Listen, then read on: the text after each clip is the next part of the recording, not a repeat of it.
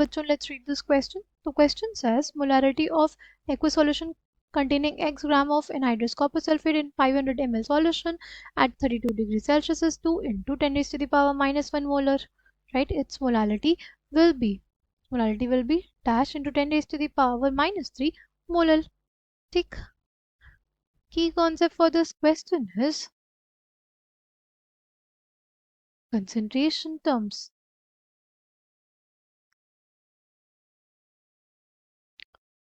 Right? Molarity क्या होता है? Molarity is number of moles of solute by volume of solution. Right? Number of moles of solute by volume of solution. ठीक है, molarity हमें कितनी दी हुई है? 0.2 मोलर. वॉल्यूम ऑफ सॉल्यूशन कितना दिया हुआ है? 500 ml, जिसको अगर हम लीटर्स में लिखना चाहें तो क्या करेंगे? 10 raise to the power minus 3 से मल्टीप्लाई कर देंगे. 500 into 10 raise to the power minus 3 litres. यह आ जाएगा number of moles of solute. ठीक, पर लीटर से ये लीटर कट जाएगा. राइट, पर लीटर से ये लीटर कट जाएगा.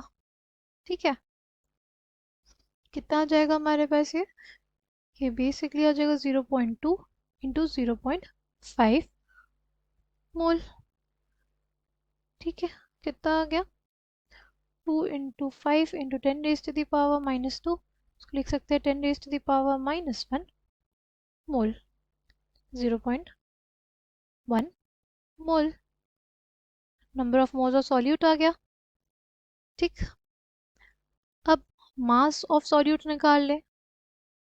Mass of solute will be equals to moles of solute into molecular mass of solute. Molecular mass of solute क्या हो जाएगा?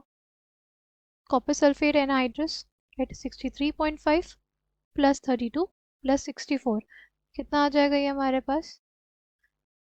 ये आ जाएगा 159.5 ग्राम पर मोल. ठीक, कितना आ गया? 15.95 ग्राम.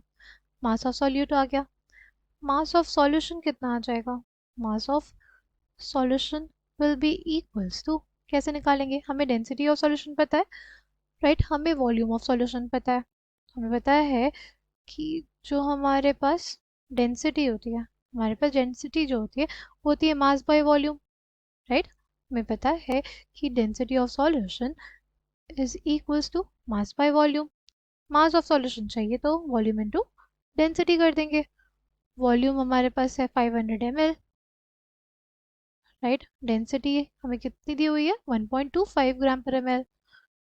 1.25 ग्राम पर ml. ml से ये ml कट जाएगा, ये आ जाएगा 625 ग्राम.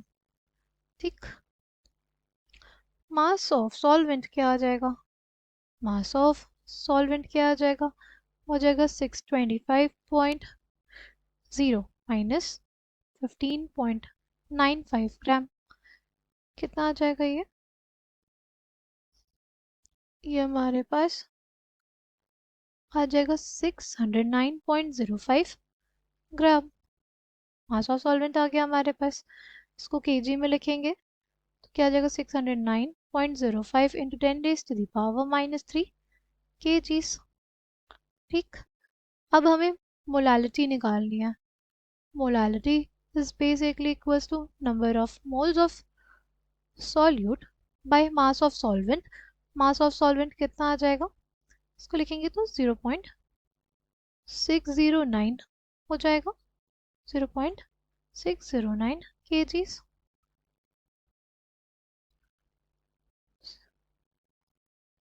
राइट, कितना आ जाएगी ये वैल्यू? ये हमारे पास आ जाएगी 0.164 मोलल, जिसको हमें अगर 10 raise to the power minus 3 में लिखना है तो आ जाएगा 164 into 10 raise to the power minus 3 molal. ये 0.164 को हमने लिखा कैसे? 1000 से मल्टीप्लाई कर दिया, 1000 से डिवाइड, तो आ जाएगा 164 into 10 raise to the power minus 3, यानी ब्लैंक में हमारे पास क्या आ जाएगा, ये आ जाएगा 164। I hope you understood it well, thank you, all the best.